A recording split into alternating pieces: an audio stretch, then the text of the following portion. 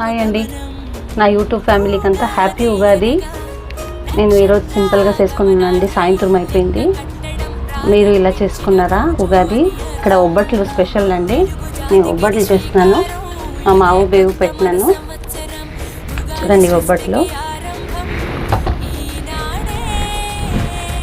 Thanks అండి.